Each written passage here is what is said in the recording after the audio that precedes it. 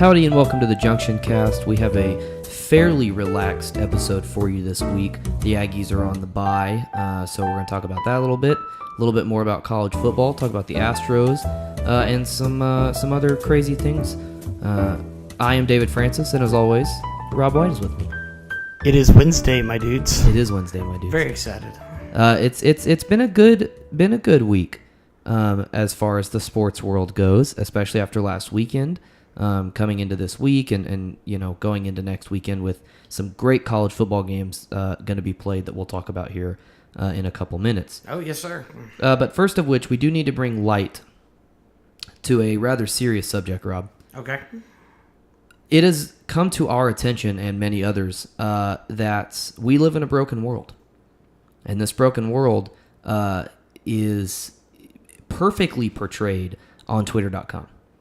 Oh, yes. Absolutely perfectly. You can see people's rise to fame and fall to despair on Twitter. And this week, one of our own, String Says, was taken from us. He has come back, risen from the ashes victoriously, and is reasserting his presence on Twitter. Oh, yeah. But he was taken from us for a short amount of time. Yeah, no, it was tragedy. I mean, he's such a great guy, such a wonderful legitimately upset me. I woke up on Sunday morning and opened Twitter as I normally do when I wake up, just to kind of scroll through whatever happened. And I saw people kind of freaking out about it, and I was like, what is going on? And I knew that they were talking about String, so I went to his account, and it said account blocked or whatever. And I was like, what the mess? So I kept reading and come to figure out, oh, well, he's been suspended. Found the alternate account, kind of early on, I guess, and, followed that one. But legitimately, there was a time before I found his second account where I said to myself, what if he makes a second account and I can't find it? Yeah. What am I going to do? Because genuinely, I think that he is my favorite Twitter personality. He's a good one, especially within the Aggie Twitterverse. Absolutely. Because, with Aggie sports and that kind of being my main, I guess, feed on Twitter outside of the music stuff that I follow, he's absolutely at the top of my list of Twitter personalities that every single day I probably like at least one or two of his tweets. Oh yeah, he's hilarious. He does a great job. Yeah, we needed to bring attention to that. If you do listen, do invite you to use the hashtag free string. Absolute injustice on the part of Twitter. Gonna have to get fixed. But we do know that, we're Aggies. Gonna band together. We're the Aggies are we. And we'll get through this together. It's gonna be great. Oh, yeah. We got something else to talk about here. I see you over there grimacing as you look at your phone. And that is that the Astros have struggled mightily in New York. Yeah, I know. They have not looked good the last 3 games. I mean, and it looked real good, for the early parts of Game 2 up there. And for whatever reason, the Astros have continued to struggle. And I don't know if it's just the atmosphere. I don't know if it's just the atmosphere last night looked great. It was very good. But I'm not sure if it's lack of mental preparation to go on the road, but these Astros were not ready to come up to New York, and it's showing. Yeah. You can blame Game 4 loss on me because we had a 4-0 lead when I started watching and a 6-4 not lead when I turned it off. Yeah. So you can blame that one on me. Not good. But they have struggled mightily in New York. Got a little bit of a few statistics here. In games 1 and 2, which were in Houston, the Astros hitters had 2 runs on 6 hits in Game 1 and 2 runs on 5 hits in Game 2. So already we can acknowledge that they have not been hitting. No. At all in this series, at home or away. It doesn't matter. This series, they've had problems hitting. A lot of people are contributing that to the strength of the bullpen that the Yankees have. In Games 3 and 4, we have 1 run on 4 hits in Game 3. And in Game 4, we actually have 4 runs on only 3 hits. Yeah.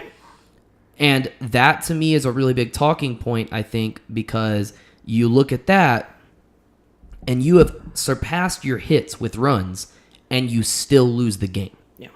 That, to me, is a big sign of not good things when you're in a 7-game series, you're trying to win games, and you get lucky. I mean, you're given runs in Game 4, and they were unable to close it out. Again, I didn't watch a ton of it, so I don't know. I heard that there were some bullpen decisions that Hinch made that kind of people didn't really agree with. The bullpen looked very weak last night across the board. Didn't matter if it was Giles, didn't matter who came in. Everybody was struggling to do their job, and that was unfortunate to watch. As the series has just gone along, all full credit given to the Yankees pitching because they've done a fantastic job of shutting the Astros down. I do think that if the Astros at this point in time, obviously very much on a back foot, and if they can find a way to pull out a win today, a little bit of alleviated pressure coming back to Houston. But as it currently stands, they are trailing 2-0. Yeah. I think in the fifth inning. Yeah, it's not looking great. Bottom of the fifth, 2-0 currently. So at this point in time, and the other factor to consider here is for both of these teams, the Dodgers are looking unstoppable on the other side of the bracket. They're just cruising. Would you say that's more to do with the Dodgers being as good as they are, or the lack of depth of talent in the National League? It could be kind of a blend of both because that's what I've kind of seen too. Is that like another question to ask is the National League really all that great? Because the last however many, haven't several last World Series winner other than the Cubs, I guess. Yeah, have been pretty much AL. Right. Which may just be a testament to, kind of a weaker National League this season. It might be. I mean, the Dodgers have looked pretty solid across the board. And the thing is, they're going to get the absolute benefit over any other team at this point because they're getting all those extra days of rest. Absolutely, because they're cruising through the rest of the league. At this point in time, if all things hold true, the Astros at this point are going to have this thing in 7 games, and they're going to be winded going into the World Series, which is the last thing they need. Obviously, best case scenario from this point on is to find a way to squeeze out a couple runs, get the win today, and just come on back down to Houston and hopefully pull it out with Verlander, let him have his one day, and move on from there. Yeah, Keuchel looked really good in Game 1. And he hasn't looked bad today, honestly. It's just there's been 0 run support. Right. That's just the way it goes. Right, and that's something that has been said since the beginning that this team needs. Yeah. It's been said since the beginning that this team needs to hit early, kind of rack up enough runs to win before the starting pitcher leaves the game, and then rely on the runs instead of the pitching to win the game. Rely on the fact that, against the Red Sox it was, well, we're just going to score 8 runs on you, and you're not going to match 8 runs no matter how well you hit. So that was, that seemed like kind of the Astros game plan, and so far in New York, that hasn't worked, and even at home, it didn't work.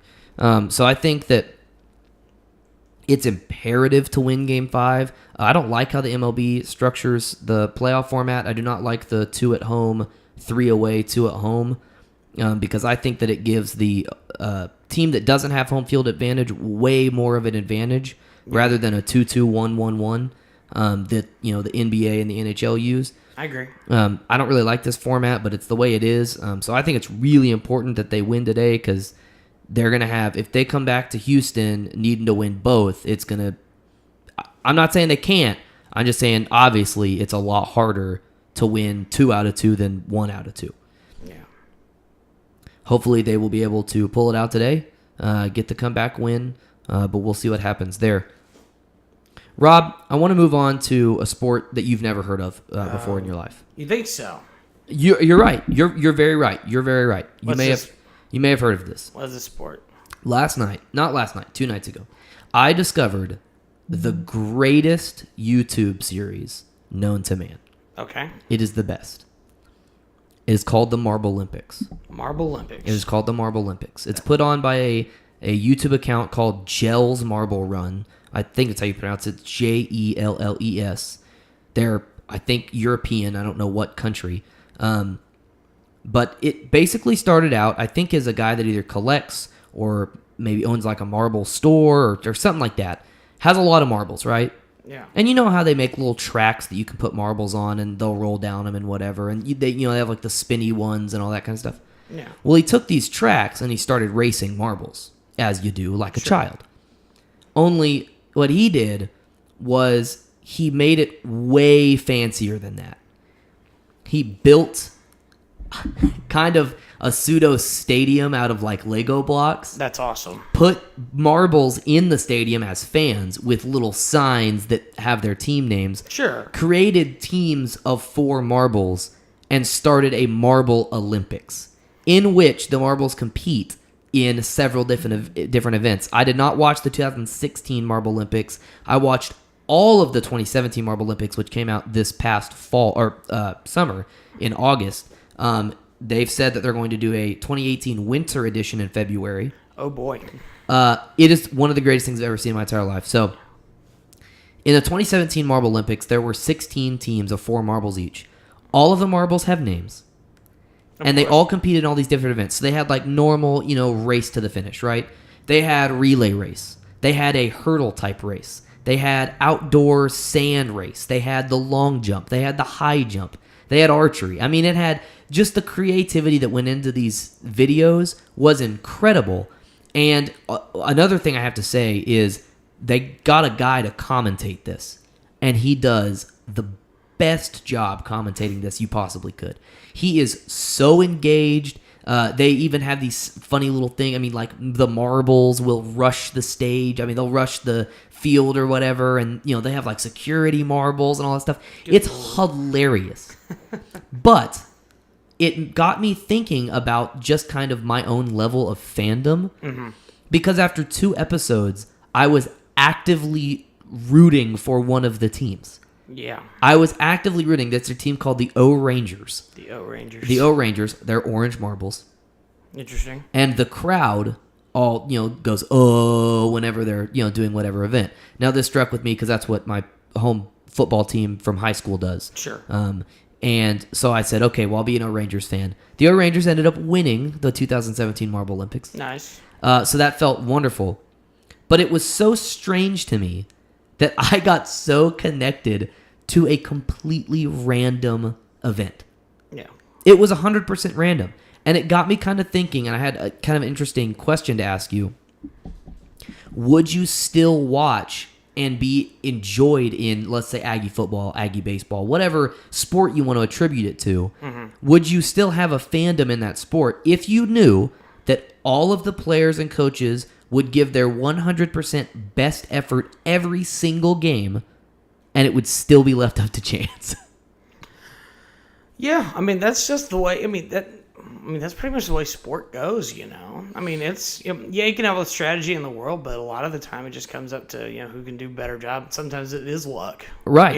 And that is no further epitomized than with marbles. I mean, it's like because it's completely random. Yeah, it's like they all have the same weight. They all whatever. It's literally, oh hey, this one just happened to roll a little bit faster. We don't know why. Right, and it was very weird to me watching it because I was like, well, I can't see any obvious like, oh, there was a bias towards this specific marble team, right? Yeah. I couldn't tell like, oh, well, this team, is always doing this good. Now there is that one team, but it's like it's just weird. It doesn't make any sense. Mm-hmm. It's just kind of a weird phenomenon. There's no obvious sign that it's being altered or anything.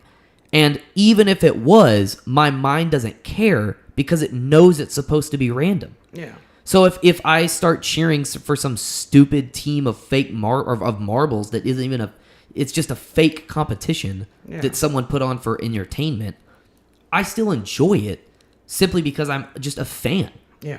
And it really kind of struck with just my own idea of like fandom and just picking something to love. Yeah. And it was very interesting. I would highly recommend watching the 2017 Marble Olympics and just letting yourself be indulged. Just enjoy it. There are funny moments. There are interesting moments. Pick a team, root for them if they win or lose.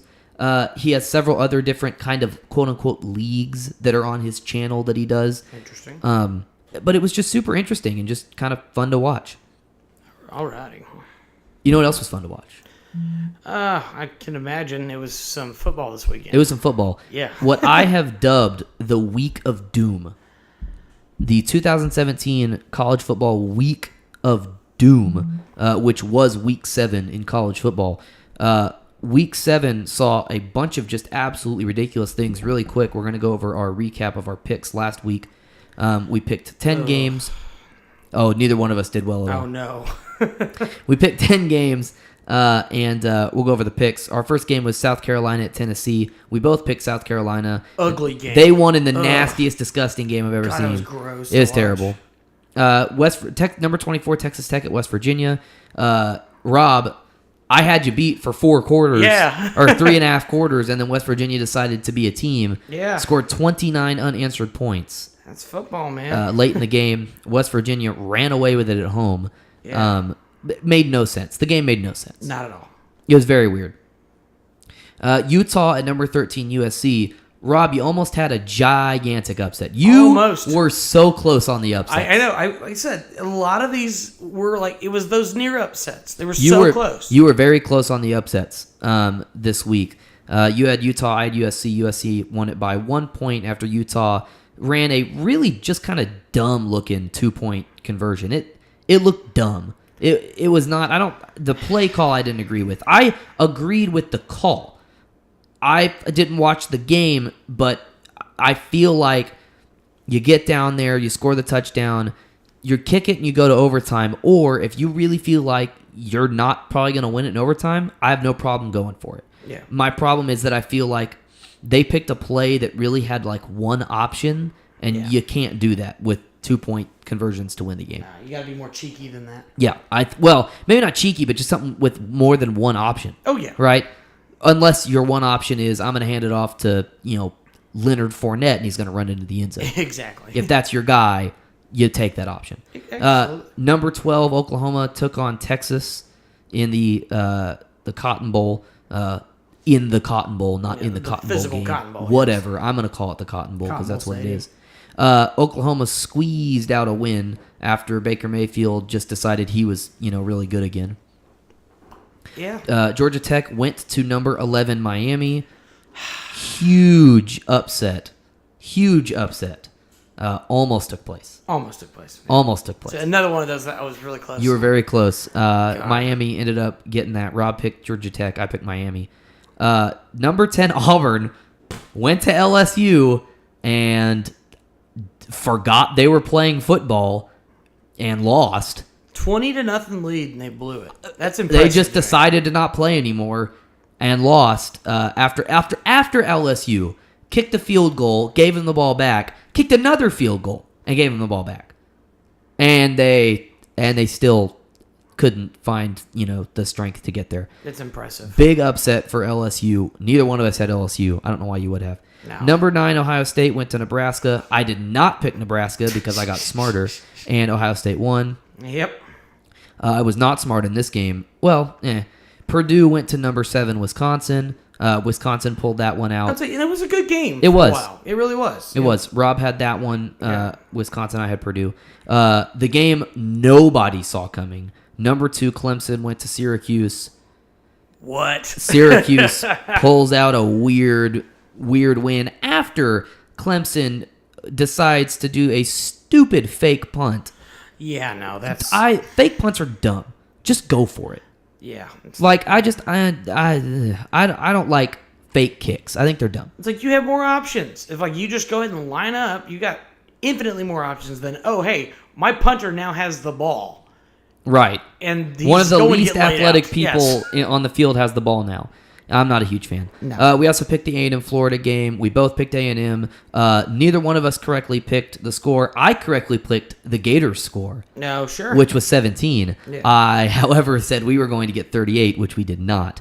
Final score was 19-17, Texas A&M. We both went 6 for 10 on the week. Yeah. Not great. Rob still holds the most picks correct. He went 7 out of 10 in week 6. In week 7, we did not do so great. So let's talk about week 7 a little bit. Again, I'm calling this the college football week of doom. This week was so weird. There were so many things that happened that were just completely out of the blue. So just to recap, we had upsets of number 2 Clemson, number 5 Washington, number 8 Washington State, number 10 Auburn, number 19 San Diego State, number 24 Texas Tech, and number 25 Navy. Yeah. All of those lost. Okay? We had a lot of other games that were very close. I'm going to say there were 4 really, really close ranked games, and I'm going to put a caveat on a 5th because Mizzou played Georgia tough, really well for a good while. Now, it was obvious that Georgia got away with that game because of their depth, but it has very much shown teams like Auburn, who's going to play Georgia, I believe Auburn has Georgia on the schedule. Of course, every year. It shows teams like that, there's a way to beat this Georgia team. Yeah. They're not unstoppable. Right now, the only unstoppable team kind of looks like Alabama because, we are the closest, A&M's the closest they've gotten to losing, and they made a lot of mistakes in that game. So right now, I mean, that gives you at least a look at, maybe there's a way to play Georgia where you can win the game. 4 other ranked teams played one-possession games. Wisconsin played an 8-point game against Purdue. Miami, a very close game against Georgia Tech. Oklahoma, a very close game against Texas. And USC, a 1-point win over Utah. Okay, so all of these are one possession games. Not to mention Michigan had to beat Indiana. I completely forgot about that. Yeah. Yeah, there were, like I said, there were a lot of really close very, games. very close games that almost, I mean, if all of these flip the other way, we're talking about half the top 25 that loses. And on a not so close game, I mean, Cal. Just 37-3. Yeah. Washington State, where the hell? Well, it made no sense. The way Washington State played against USC and looked so well, we can all acknowledge that USC may not be as great as everyone thought they were. They are not as bad as Cal. No. Cal is clearly worse than USC, and I have no idea. Washington State, just the offense dried up, and it did not look great. Obviously, only 3 points. That, to me, is most surprising. If you're going to beat Washington State's defense, that's fine. But their offense only scoring 3 points to me, that's insane. That's wild. That's crazy. We had 13 unbeaten teams go down to 8 unbeaten teams. And really, I would say, not if you're unbeaten, you're not legitimate. But there's really only 6, I think, legitimate unbeaten teams. Number 1, Alabama. Number 2, Penn State. Number 3, Georgia. Number 4, TCU. Number 5, Wisconsin. And number 8, Miami. Yep. These are really the only legitimate teams. USF and UCF are both still undefeated, though they're kind of over there in a corner by themselves trying to get to a, New Year's Six Bowl. Yeah. So at this point in the season, we've seen some crazy things. Some absolutely crazy things. And this week, to me, is just kind of the beginning of what's going to happen for the rest of the season. After this weekend, really kind of before this weekend, and then after this weekend, I honestly think there's a legitimate chance for a 2-loss team in the playoff. Yeah, no, like the amount of losses that will take place over these next couple weeks, it will be interesting to watch. Now, to be sure. It's not guaranteed. I think it is guaranteed there's a 1-loss team. 100% guaranteed that there's a 1-loss team. Yes. Because the rest, there's not 4 teams. There is 4 teams that could go undefeated. I was like, Clemson's still very much in the playoff picture. Absolutely. And that's your 1 loss right there. I completely agree with you. If Clemson wins the ACC, they're in the playoff. No doubt. Unless there are 4, because technically there could be 4 undefeated teams. So, number 1, Alabama, number 3, Georgia, both in the SEC. One of them will have to lose in the championship. Right. Number 2, Penn State, number 5, Wisconsin, both in the Big Ten. One of them will have to drop. Number 4, TCU, number 8, Miami. So, if all of those teams, minus the ones that can't, if all of them win out, except for the ones, obviously, that can't, there could be 4 undefeated teams. There totally won't be. I really don't think that there's going to be. Yeah. What I'm really interested in is TCU losing to, let's say, Oklahoma, a team with 1 loss. Yeah. They play in the Big 12 championship. TCU wins again. What's going to happen there? Yeah. I'm interested in Georgia, or Auburn beats Georgia, or Georgia beats Auburn. Auburn beats Alabama. Alabama and Georgia go play each other. Alabama beats Georgia. There's all kinds of crazy things. Just absolutely insane things that can go on. And I think that we're going to get some more crazy stuff that goes on this week. So we've got a couple more games to pick for this week's college football schedule. We're going to pick only 9 games because our 10th game is sort of a bingo free spot. I'm giving you the A&M win. They are going to beat the bye week, although they're already losing. Get your free space. They're already losing, having had... Yeah, well, the DL guy. The DL get arrested. Yeah. What do you so kid? We're already kind of losing the bye week, but I'm going to give you the benefit of the doubt and kind of say that we're probably coming out of this better. I think Netflix is going to win the bye week. You think Netflix over the Aggies? I think Netflix over the Aggies. Lots of chilling going on this weekend because there's really not a lot of footballing going on. That's probably true. There's not a lot of solid games. But the games that are solid are solid. Yeah. So we're gonna make some picks here. I tried to get what I thought would be some pretty interesting picks. So the first one we got is Iowa State traveling to Texas Tech. Yeah, that'll be a very interesting game. Iowa State coming off, a couple weeks ago, huge upset of Oklahoma. And Texas Tech going to be reeling a little bit. And I'll say Iowa State is one of those teams that has done pretty well in Lubbock. Yeah. Over these last few years. Do not be surprised if Texas Tech comes out a little flat-footed. What time's that game? I believe it's an 11 a.m. Oh shoot, Iowa State. Really? Iowa State all day. I got the Cyclones in that one. If it's at 11 o'clock, yeah. I'm gonna go ahead and say that Tech's probably gonna win that game, especially being at home after all the crap that's happened in Lubbock over the past week. They're going to get a lot of fan support. Yeah, no doubt about that. There's going to be a lot of people at the game. It's going to be loud. Lubbock's going to have fun. I think Tech will probably win just because, I think they're clearly the better team. I don't think anybody's going to question that they're the better team. I do think that they're going to kind of look at West Virginia as what should never happen again. Yeah. They're going to take that, maybe like A&M took the UCLA game. Maybe. Look and say, hey, let's not do that again. Let's close out games, and I think that they'll, be fine on Iowa State, and they'll take that one. So, 11 o'clock starts are always a little bit of a funky caveat to be sure. Yeah, I mean, it kind of depends, where you're coming from and how your previous week was. I mean, it'll be I think that honestly could be a fun, interesting game to watch. Could be high scoring. I think obviously, being a Big 12 game and being Tech. But we'll see. That's gonna be a fun one. Louisville going to Florida State. Yeah. God, I don't even have that one up here. I don't think. Yeah, going to Florida State. Yep. Yeah, no, that's both teams having some not great seasons after last year having some pretty good seasons for both programs. Yeah. Oh, I mean, yeah, you're looking at. Once again, another 11 a.m. kickoff. I like Florida State in this one. They're at home. It's an 11 o'clock game, but I do think that Florida State's trying to turn the ship around a little bit. I think they're starting to get an identity after several weeks of things that were not ideal for their program. Absolutely. Lamar Jackson's still absolutely being outstanding, but when the rest of the team's not doing their job, they have not played well. Their defense has been very, very bad this year.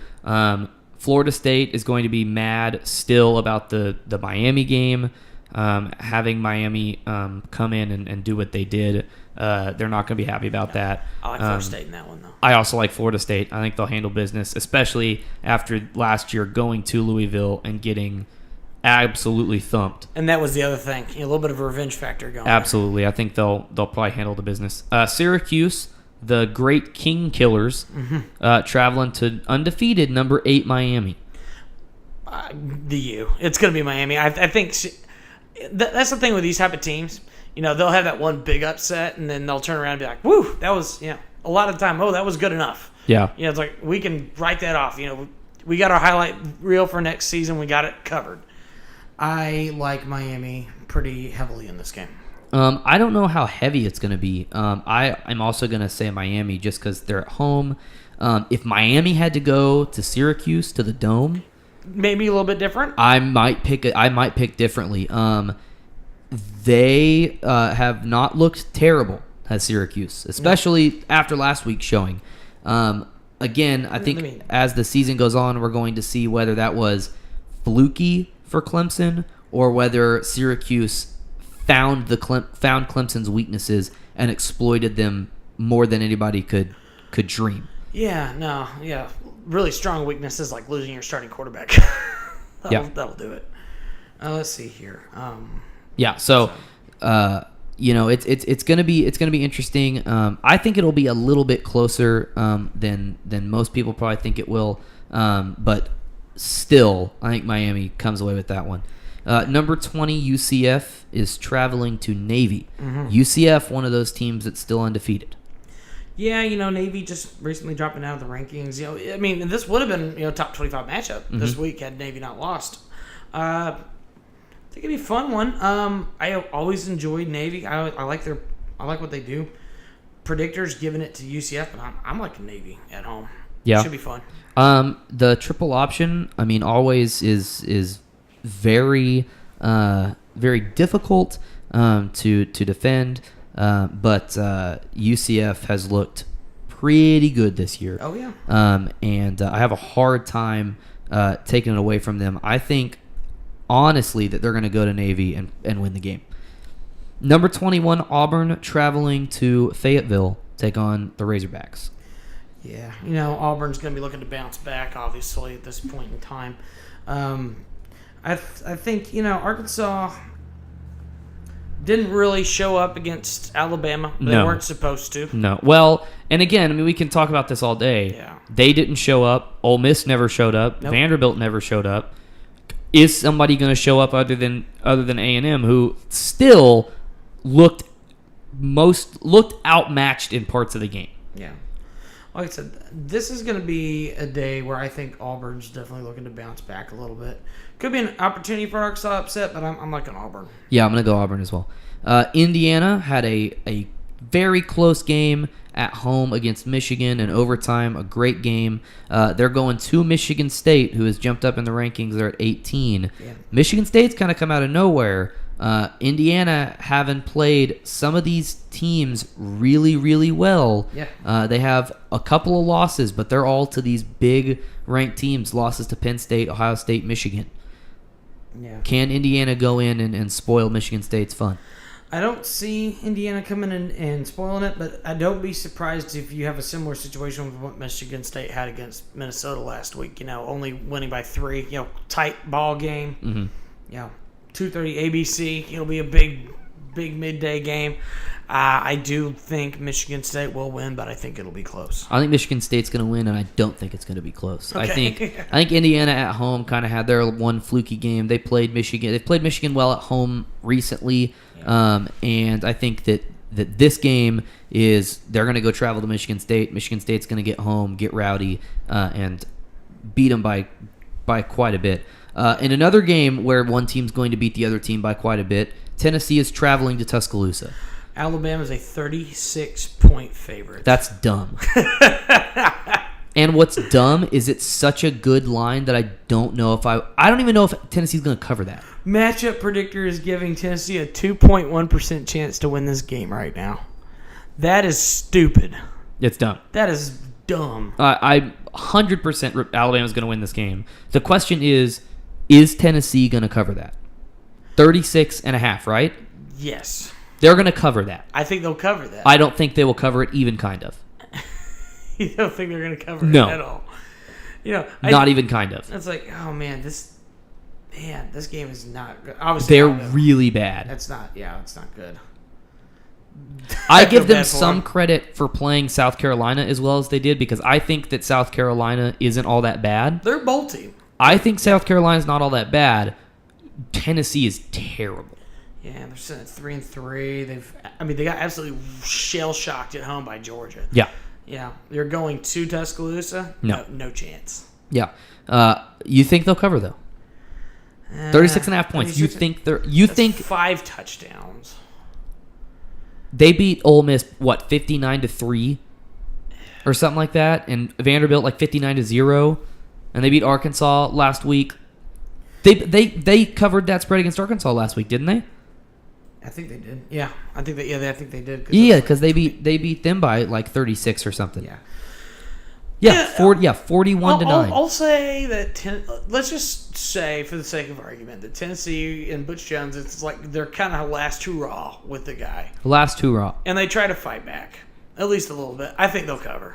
That's It's not good, but I think they might cover. so you think so? That's your pick is going to be if they cover. No. okay. Your pick is whether they win or not. Okay, okay, the opposite. So but- just for reference, Arkansas would have covered that. Arkansas would have covered 36.5 by 1.5 points. by 1.5 points.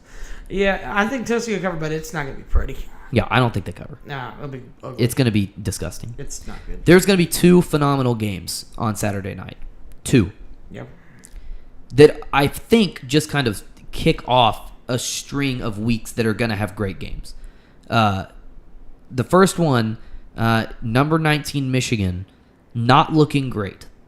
Their offense struggled mightily. They can run the ball, but boy, oh boy, can they not throw it. Not great in the passing game, pretty good in the running game. Defense is solid. A phenomenal defense. They're going to Penn State. Number 2, undefeated. Going to be packed. Whiteout. Tons of people. The last time there was a whiteout there, I believe, was when they upset Ohio State last That's right. year. Mm-hmm. Who you got in this one? You know what? I have a hard time looking away from Penn State. I just think they have looked so good running the ball. They've looked really good passing the ball. They've just been outstanding on both sides of the ball. I mean, they are legitimately a playoff team at this point in time. I'd say that. Plus, you have Michigan at home. Michigan's reeling a little bit after the last couple of weeks. I think Penn State's probably going to have a good game against them. I think Penn State's going to win this as well. I think at this point in the season, the only game I think Penn State loses is when they go. I think they do go play at Ohio State. Yes, that'll be a tough game. I don't think they win that one. No. After upsetting them last year, I think they go in. Ohio State upsets them at home, and I think that probably propels Ohio State up there for their one key victory or whatever that they're going to need.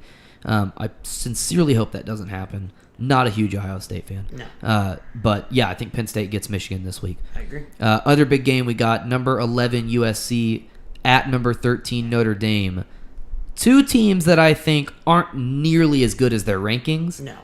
but I think match up pretty well and don't like each other. No. And this is going to be a fun game. I looked at this one a couple weeks ago on the schedule and got super excited. So USC's already stumbled one. I mean, they both have a loss at this point in the year.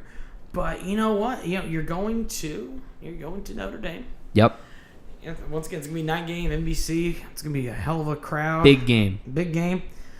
Man, this one's a tough pick. To be sure, I do think that it's a fun matchup on both sides of the ball.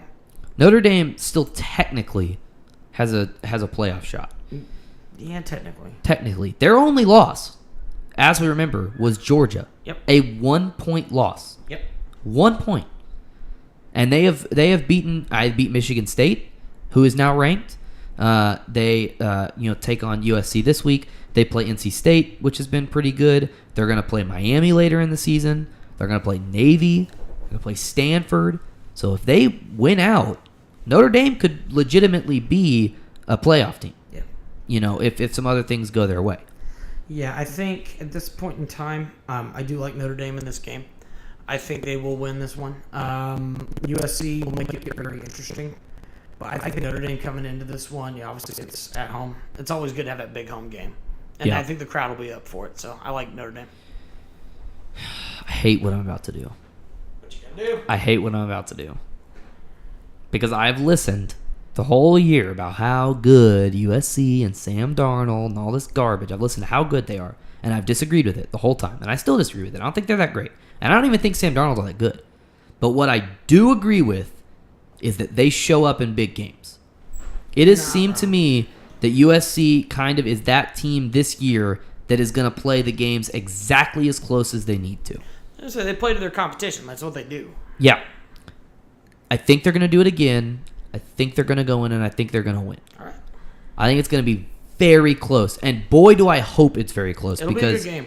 Because just for the history, for these two teams, I want this game to be super close. See, with as much non-consequential football as going on this weekend for Aggies, Yeah. this will be fun to watch. Yeah, this is gonna be this one. I mean, again, and the Michigan-Penn State game. Yeah. Are going to be super fun to watch. They're on the same time. So yes, and I hope these games are down to the wire, overtime or last second, 50-yard field goal for the win. I mean, I hope these are those kind of games because they have that feel. Yeah, they'll be good. They have that feel. I think obviously this game is going to be a lot closer than the Michigan-Penn State game. I think Penn State has the opportunity to get away from Michigan a little bit, but I think this USC Notre Dame game is going to be really, really good. It'll be fun to watch. Tune into this one. I think it's going to be absolutely fantastic. Our 10th pick, obviously I'm giving it to you. It's the bye week. A&M is going to not take a win, but also, just as importantly, not take a loss. Oh, yeah. Beautiful. Last week, we can talk about it. The Aggies went to Florida. Yeah. Pulled out a squeaky, dirty, nasty, weird win. Yeah, no, very often, not very often do you have a team that comes in and has such poor offensive production, has such a terrible run of red zone visits. Yeah. And had everything just go wrong and not good, and still walk away with a win. And that is awesome to me. Yeah. That we were able to do that. Absolutely. I mean, you look at the offensive statistics for this game, and A&M, well, you look at any statistics for this game, and A&M is just utterly outmatched. Oh, yeah. They got outplayed, honestly outplayed, in pretty much every single way in this game, and still came out with a win. I am happy we won. Very much so. Don't think that it was, obviously it wasn't pretty. I'm going to give them the benefit of the doubt and say that it's not that any win's a bad win, but I'm going to give them benefit of the doubt, say it's a pretty good win, winning at 2 points at night in the swamp. Obviously, I thought they were going to do a lot better. I thought they were going to score a lot more points. I thought the offense was clicking a lot better than was shown. Yeah. I didn't really pay a ton of attention to play call or anything like that. I was trying to just lay back, enjoy the game, take it in for what it was. But yeah, I think that the coaching, the playing, by some of the guys could have been better. Obviously, Christian Kirk did not have his greatest game. But where Kirk has failed, Damien Ratley has stood up and taken a big leadership role. I mean, he had 2 catches, and he had 72 yards total receiving. That's awesome. He's looked like the guy that's been the go-to this year. When there's a big play and something needs to happen, it looks like we're going to Damien Ratley, and he's come up big. Yeah. I mean, he looked like Josh Reynolds. He's come up. It's been throw the ball to him. He's going to make the play. And so far this year, he's went up and he's made some plays. Yeah. He's looked very, very good this year. I will say I am disappointed. We did not do better than what we did.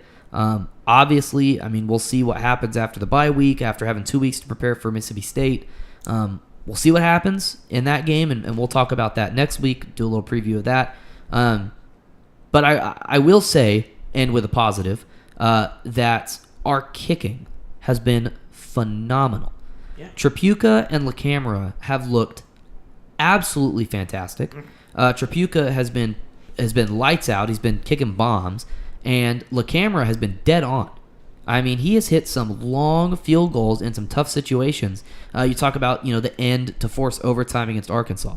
I mean, some big kicks against Alabama. He made obviously 2 very, very crucial kicks against Florida to put us on top, and ultimately we win the game because of it. So I think he has just been absolutely lights out. He's been absolutely fantastic.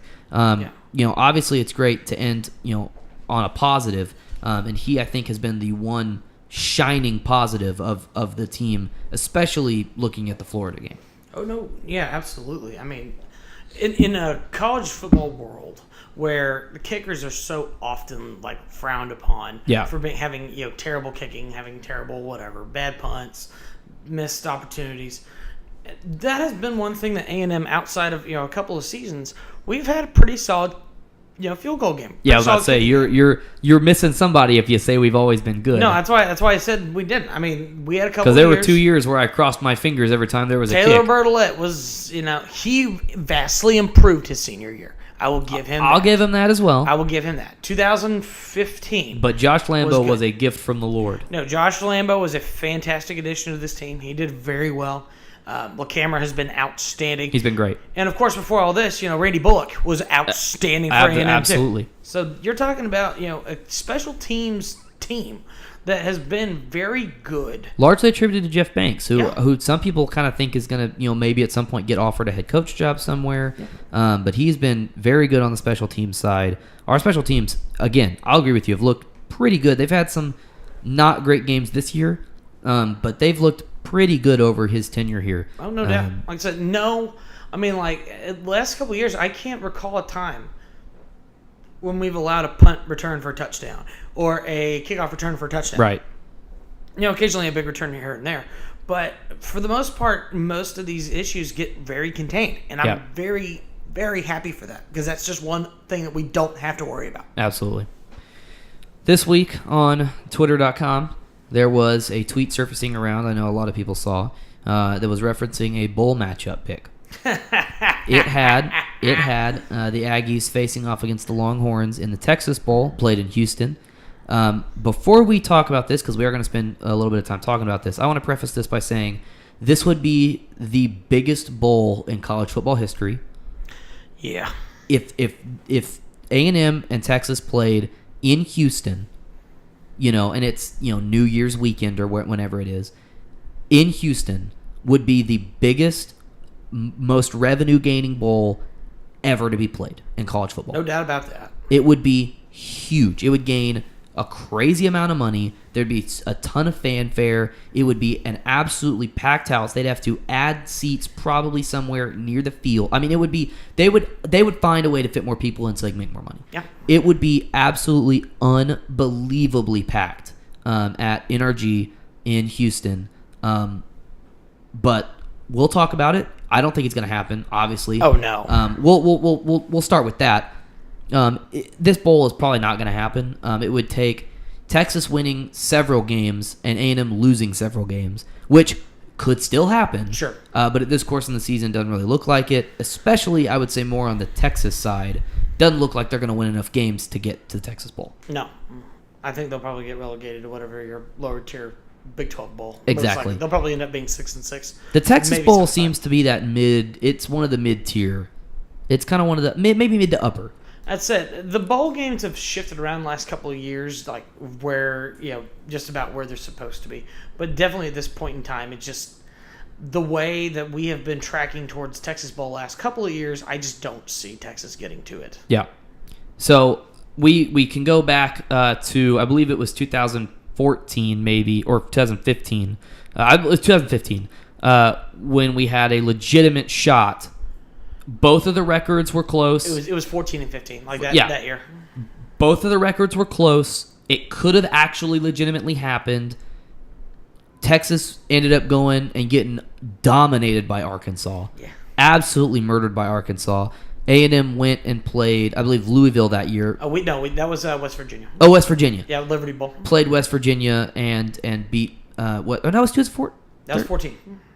It was at the end of the 14th season? Yeah, end of the 14th season. We were 7-5. Texas was 6-6 because that was the one year there you go. that Charlie and crew made the bowl game. There you go. Because those next 2 years, they did not make a You're bowl right. game. A&M went, played West Virginia, did business there.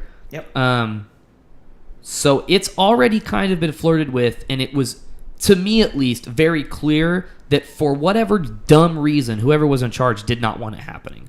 I don't understand, because in my understanding, bowl games have literally no meaning to the people that run them. No. The higher ups in the NCAA, the higher ups in the conferences, they don't give a crap what team your team goes to. They don't care. What they care about is money.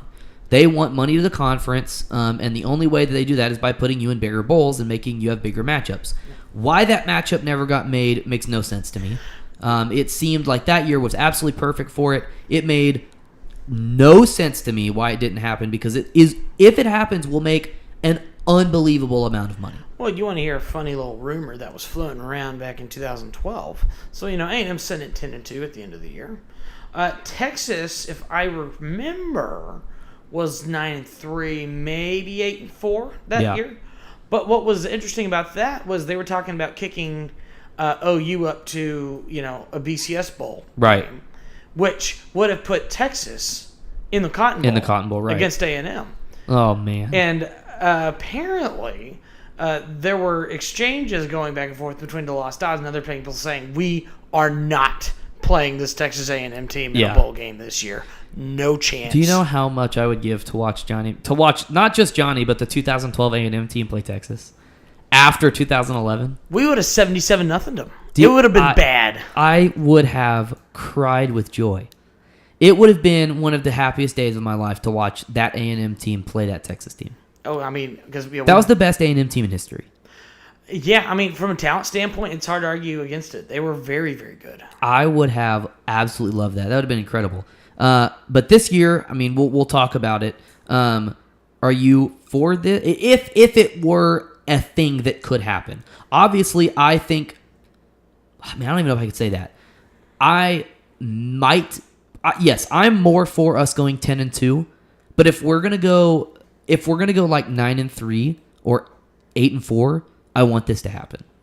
For me, at this point in time, with Texas, and the way I've always stuck with it with Texas is since we have left, I have not wanted to play the game unless it is a staple that's going to stick around for opportunities for both teams to have a shot at it, or at this point, if the game is going to be played in a consequential situation, i.e., the playoff. Mm-hmm. That's the only two opportunities I can see A&M play Texas.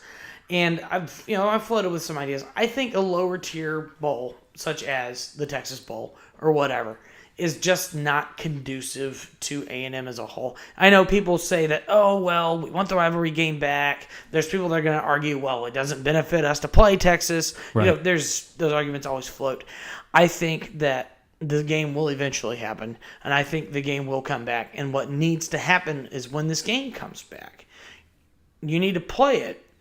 Either go straight back to home and home like it's supposed to be, right? Or, as a fun idea that I was told, you kick the game up and you play it like at Jerry World, and you do like a one-off at Jerry World. Just Lone Star Showdown returns, or whatever. You bring back the game at Jerry World, 50-50 Aggies, Longhorns, make it a spectacle because the state of Texas is just going to drool over this matchup because it's like the brothers are back together again. And at that point, then you kick it back Austin College Station, you go from there. Now, if A&M had full control of the situation, I would say go in and tell Texas that you will play 12 straight years in College Station for the 12 years that you refused to come to College Station back in the early back long time ago. Things that would never happen. But, situations like that. Like game can never be broadcast on the Longhorn Network, but it could be kicked to the SEC Network if needed. Stuff like that, just to be cheeky. So I have a couple just responses to you because I'm completely on the whole other side of the fence. That's fine. One, I'll raise you that every bowl other than a playoff game is completely inconsequential. Doesn't matter. Completely.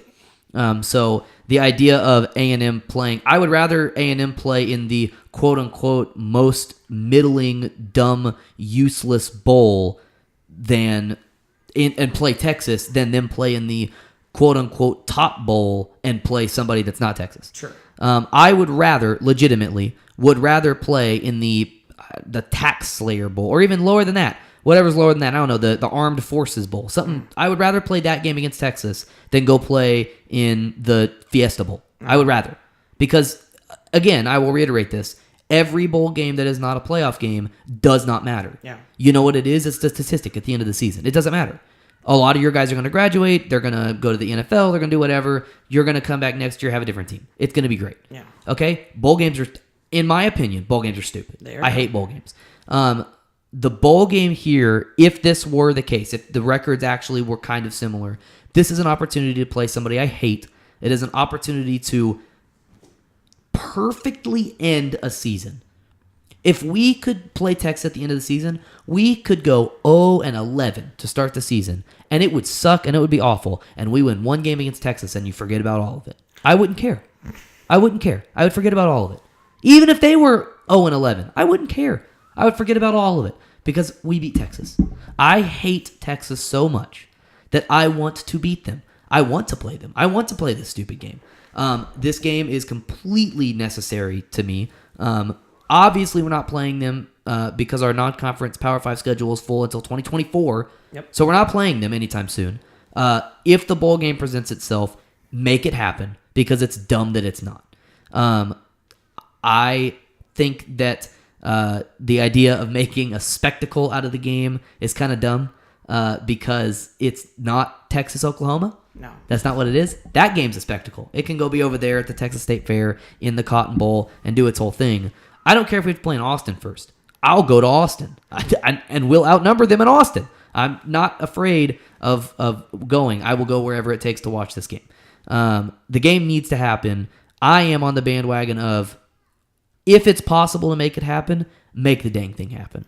Yeah, for me, the way that I have always dealt with the Texas rivalry, I grew up in New Mexico, so I don't really have a lot of clout in the state of Texas growing up.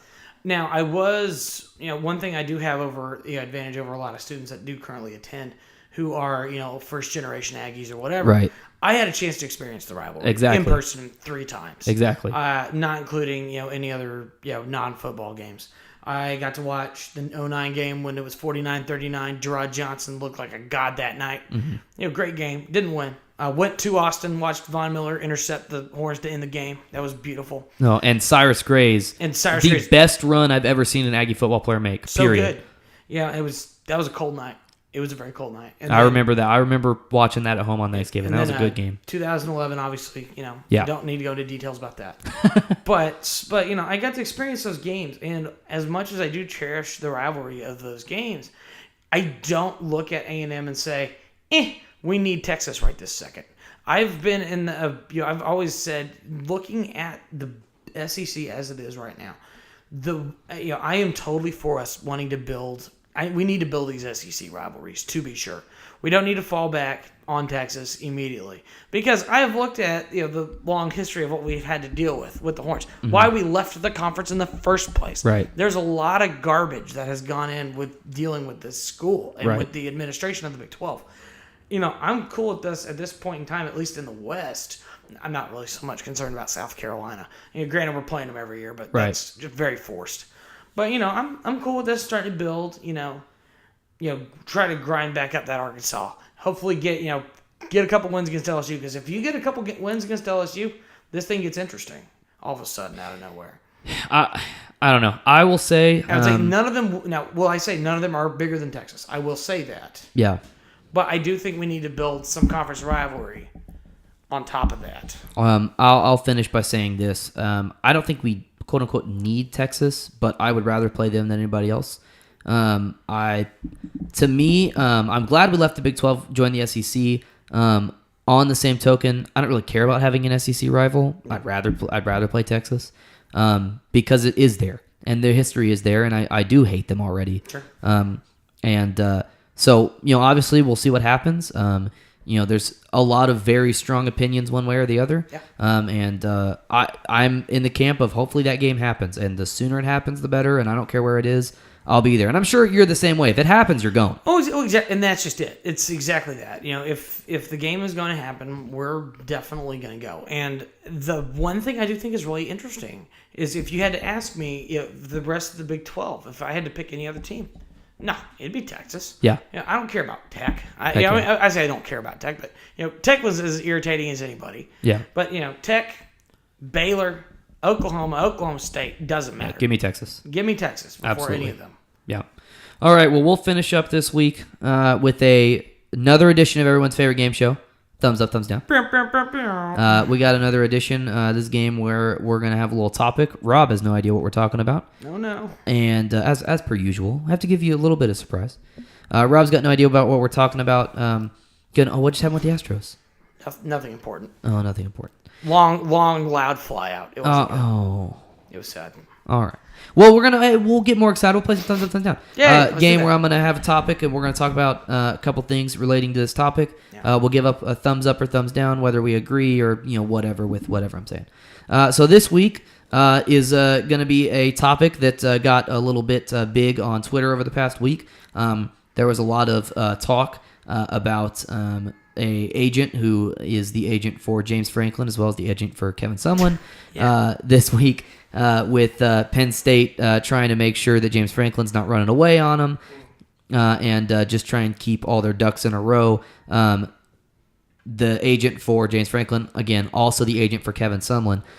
So this week on Thumbs Up, Thumbs Down, I'm going to go through a couple names and thumbs up, thumbs down, whether you would have them to replace Sumlin.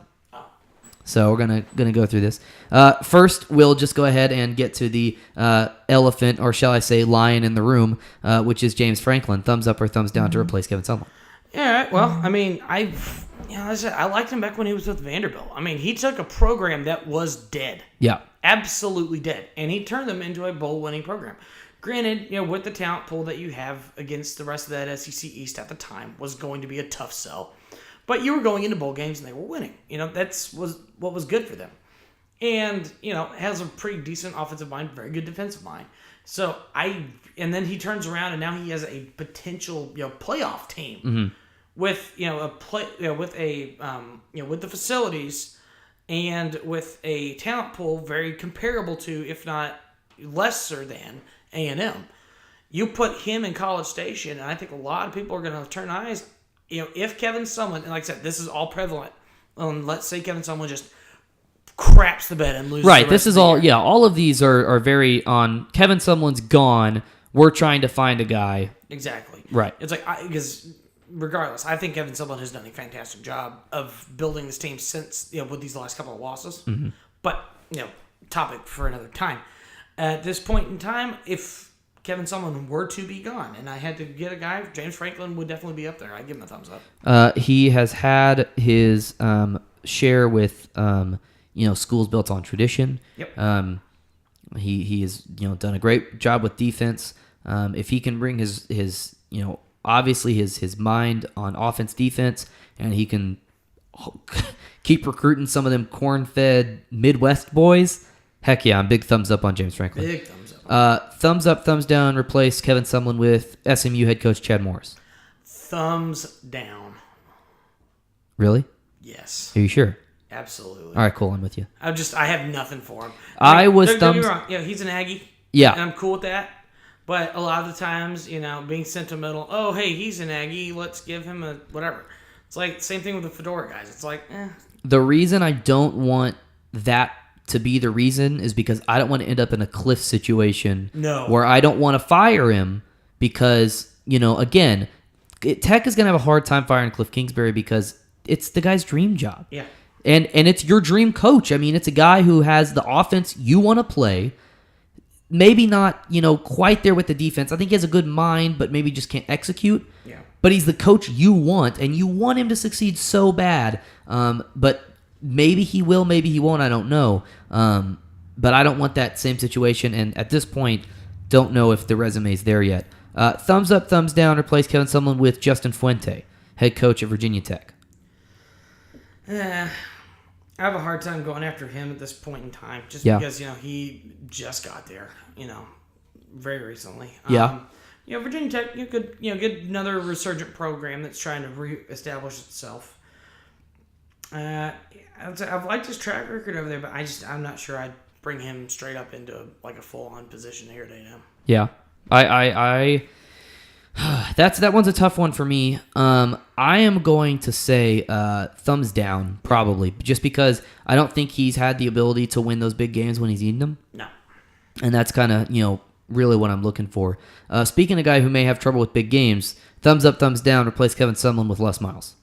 Man, so this is where things get a little interesting and hairy. Yeah. Because you're talking about a guy who has that national championship ring. Mm-hmm. The guy who has personality for days is probably very much in a mindset where he could continue to be coaching for a while if he wanted to. Right.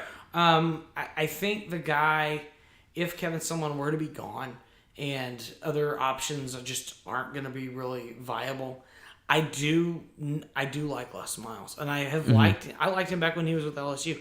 Yeah, did he struggle towards the end with the Tigers? Absolutely, he did. But a lot of times, you look at like a Justin Verlander situation.